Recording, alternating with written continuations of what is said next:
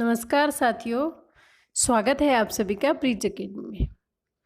आपने अभी तक इस चैनल को सब्सक्राइब नहीं किया है तो प्लीज़ आप इसे सब्सक्राइब करें एंड हमारा एक टेलीग्राम चैनल भी है, आप उसे भी ज्वाइन कर सकते हैं क्योंकि हमारे जितने भी नोट्स प्रोवाइड करवाए जाते हैं वो सब टेलीग्राम चैनल पर ही मिल सकते हैं। आज 6 जून का पहला क्वेश्चन हम देख लेते हैं कि हाल ही में किस राज्य सरकार ने अस्पताल में खाली पड़े बेड का पता लगाने के लिए एक ऐप लॉन्च किया है। तो ये किया है दिल्ली सरकार ने। नेक्स्ट क्वेश्चन की बात करें तो हाल ही में किसने हरून इंडिया आर्ट लिस्ट 2020 में टॉप किया है। तो ये किया है अनिश कुमार। जो अनिश कुमार है वो चित्रकार है। नेक्स्ट क्वेश्चन की बात करें, हाल ही में बॉक्सिंग फेडरेशन ऑफ इंडिया ने किसे राजीव गांधी खेल रत्न पुरस्कार के लिए नामांकित किया है। तो बॉक्सिंग फेडरेशन ऑफ इंडिया ने अमित पंघाल और विकास कृष्ण को राजीव गांधी खेल रत्न पुरस्कार हेतु नामित किया गया। हम पहले भी पढ़ चुके हैं कि बीसीसीआई ने रोहित शर्मा को भी राजीव गांधी खेल रत्न पुरस्कार हेतु नामित किए हैं। नेक्स्ट क्वेश्चन की बात करें तो हाल ही में किस राज्य सरकार ने कोरोना वायरस के खिलाफ 1 महीने का जागरूकता अभियान शुरू किया है। तो यह शुरू किया है पंजाब सरकार ने। अगला क्वेश्चन है कि हाल ही में किस राज्य सरकार ने हर गांव में स्वास्थ्य मित्र नियुक्त करने की घोषणा की है। तो साथियों ये की है राजस्थान ने।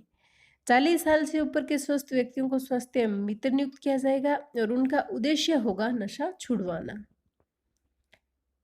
नेक्स्ट क्वेश्चन की हम बात करते हैं कि हाल ही में निवेश की प्रक्रिया को आसान बनाने के लिए सरकार ने सचिवों के अधिकार प्राप्त समूह के गठन को मंजूरी दी है। इस समूह के अध्यक्ष कौन होंगे। तो साथियों इस समूह के अध्यक्ष होंगे कैबिनेट सचिव। अभी 3 जनवरी को जो फर्स्ट ग्रेड का एग्जाम हुआ था उसमें क्वेश्चन आया था कि सबसे बड़ा सरकारी पद कौन सा होता है। तो ये जो कैबिनेट सचिव है यही सबसे बड़ा सरकारी पद होता है। मोस्ट इंपॉर्टेंट क्वेश्चन है।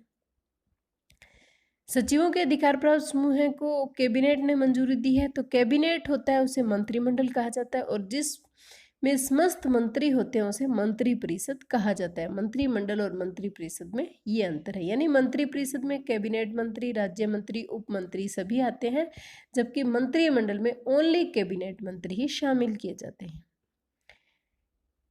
इसका उद्देश्य है कि 2020-2025 तक भारत को 5 ट्रिलियन डॉलर की अर्थव्यवस्था बनाना है। यानी 2020 से लेकर 2025 तक भारत को 5 ट्रिलियन डॉलर की अर्थव्यवस्था बनाना।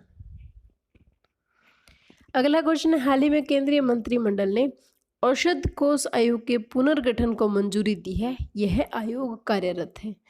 तो साथियों जो औषध कोष आयोग है वो आयुष मंत्रालय के अधीन कार्यरत है और आयुष मंत्रालय के जो वर्तमान में मंत्री है वो श्रीपद यशो नाइक। 44वें संविधान संशोधन 1978 के तहत कैबिनेट शब्द जोड़ा गया था और जो औषध कोष आयोग का इसका पुनर्गठन किया जा रहा है। तो साथियों इसका पहले गठन 2010 में हो चुका है। पुनर्गठन के अंदर अब 2 केंद्रीय प्रयोगशालाओं का इसके अंदर विलय किया गया है। एक है लैब फॉर इंडियन मेडिसिन और दूसरी है होम्योपैथिक लैब। दोनों ही गाजियाबाद की लैब है। अगला क्वेश्चन है, हाल ही में केंद्र सरकार ने आवश्यक वस्तु अधिनियम के संशोधन को मंजूरी दी है। यह अधिनियम कब पारित हुआ था। तो साथियों ये अधिनियम पारित हुआ था 1955 के अंदर।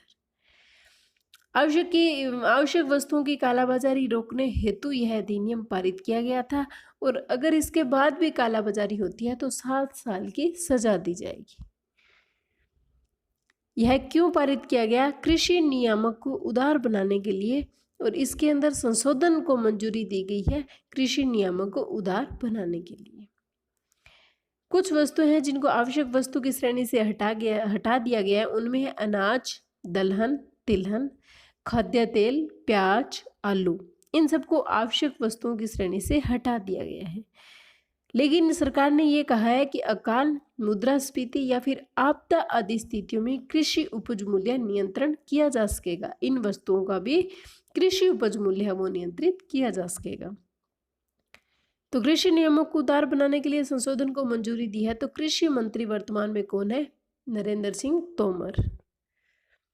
अगले क्वेश्चन की बात की जाए तो हाल ही में मुंबई हाई कोर्ट द्वारा 23 सप्ताह के भ्रूण के गर्भपात की इजाज़त दी गई है। वर्तमान में गर्भपात अधिनियम 1971 के तहत कितने सप्ताह की सीमा निर्धारित है? तो ये है 20 सप्ताह की सीमा निर्धारित है और अभी बढ़ाकर कितनी कर दी गई मुंबई हाई कोर्ट द्वारा? 23 सप्ताह। नेक्स्ट क्वेश्चन है कि 5 जून 2020 पर्यावरण दिवस मनाया जाता है, तो अब की बार 5 जून 2020 पर्यावरण दिवस की थीम क्या रही है? तो ये रही है जैव विविधता। मोस्ट इम्पोर्टेंट क्वेश्चन है। 5 जून जो पर्यावरण दिवस है वो मनाना स्टार्ट हुआ था 5 जून 1974 को, और इसकी पहली जो थीम थी वो थी ओनली वन अर्थ, यानी एकमात्र ही पृथ्वी है। स्टॉकहोम सम्मेलन हुआ था 1972 के अंदर, उसमें घोषणा की गई थी और 1974 से इसे मनाना स्टार्ट किया गया था। 2020 में अगर होस्ट कंट्री पूछा जाए तो वो है कोलंबिया और जर्मनी। नेक्स्ट क्वेश्चन की बात करें, हाल ही में भारत सरकार ने किस देश के साथ पर्यावरण क्षेत्रों में सहयोग हेतु एक समझौते को मंजूरी दी है? तो वो दी है भारत सरकार ने भूटान के साथ। साथियों, भूटान है जो एक लॉकडाउन कंट्री है। लॉकडाउन कंट्री का मतलब है कि इसकी सीमाएं समुद्र से नहीं लगती, यानी चारों तरफ से ये भूमि से घिरा हुआ है। भूटान में राजा भी है जिग्मे खेसर नामग्याल वांगचुक, और यहाँ पीएम भी है लोते शेरिंग। भूटान की राजधानी की अगर बात की जाए तो थिम्पू। नेक्स्ट क्वेश्चन है कि हाल ही में भारत सरकार ने किस देश के साथ म्यूचुअल लॉजिस्टिक सपोर्ट एग्रीमेंट पर हस्ताक्षर किए? तो यह किया ऑस्ट्रेलिया के साथ। और कठोर सैन्य अभ्यास के लिए म्यूचुअल लॉजिस्टिक सपोर्ट एग्रीमेंट पर साइन किए गए हैं। इससे फायदा होगा हिंद महासागर के क्षेत्र में, और इसी के तहत भारत और ऑस्ट्रेलिया के मध्य फर्स्ट वर्चुअल सम्मेलन आयोजित करवाया गया है। वर्चुअल सम्मेलन का मतलब वीडियो कॉन्फ्रेंसिंग के माध्यम से जो सम्मेलन आयोजित करवाया जाता है उसे वर्चुअल समिट या वर्चुअल सम्मेलन कहा जाता है। तो ये था साथियों 6 जून का हमारा करंट अफेयर। आपको कैसा लगा, कैसी लगी हमारी जानकारी, ये हमें कमेंट करके ज़रूर बताएं। एंड वीडियो को ज़्यादा से ज़्यादा शेयर करें, लाइक करें एंड बार बार सुने, ताकि हमें सारे क्वेश्चन है वो रिकॉल होते रहें।